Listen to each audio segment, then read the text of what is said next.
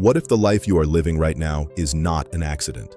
What if your gifts, your struggles, your past, your experiences, even your mistakes, are all connected to a purpose God has been preparing for you? Paul did not become an apostle because people voted for him. He did not appoint himself. He did not build his ministry on human approval. Paul begins his letter by saying he is called to be an apostle of Jesus Christ through the will of God. In other words, Paul knew one powerful truth: I am not here by accident. I am here because God called me. In 1 Corinthians chapter 1 verse 1, Paul introduces himself as an apostle of Jesus Christ. He writes with confidence, not arrogance. He is not boasting in himself. He is boasting in the God who called him.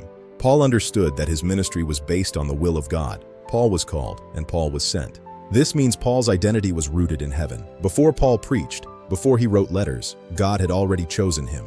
Paul even says that God had separated him from his mother's womb and called him by his grace.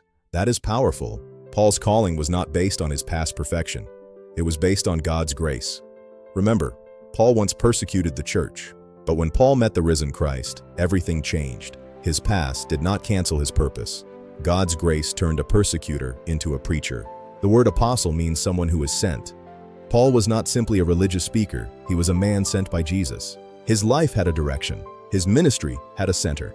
And that center was Christ.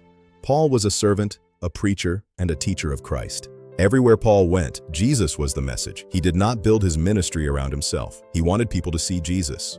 Paul's thoughts, words, and mission were filled with Jesus. His suffering was for Jesus. His preaching was about Jesus. His hope was in Jesus. This is the mark of a true calling. A God-given calling does not make us self-centered. It makes us Christ-centered. Some people want position without purpose. Some want recognition without surrender. But Paul teaches us that true calling begins with belonging to Jesus. Now the question comes to us: what is your calling? You may not be called to be an apostle like Paul or to preach to nations, but every follower of Christ has a calling. You may be called to teach, to encourage, to serve, or to lead your family closer to God. You may be called to share Christ through your kindness, your faithfulness, your testimony, and your daily life. Every calling matters when it comes from God. How do you know your calling? You begin by going to God. Ask Him, Lord, what work have you chosen for me to do? Then pay attention to the doors He opens, the burdens on your heart, the gifts He has given you, and the needs around you. Sometimes your calling is found where your gifts meet someone else's need. The closer you walk with Jesus, the clearer your purpose becomes.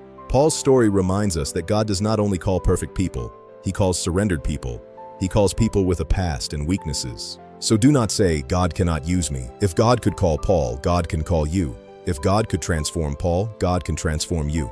Paul began his letter knowing who he was. He was called by God, sent by Jesus, and a servant of Christ. His whole life pointed to one name, Jesus. Today, God is still calling people. The question is not, does God have work for me? The question is, am I willing to answer His call? So today, go to God in prayer and say, Lord, show me my calling. Use my life for your glory. Make Jesus the center of everything I do.